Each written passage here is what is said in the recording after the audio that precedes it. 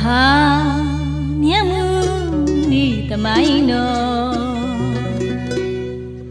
ထုတ်ဖော်မည်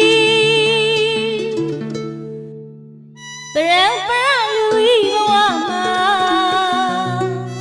စန္ဒတူရိယလောင်းနေဖယား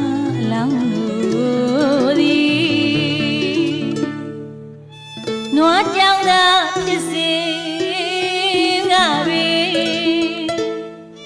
အလွန်ရင်းနှီးချစ်ခင်တငယ်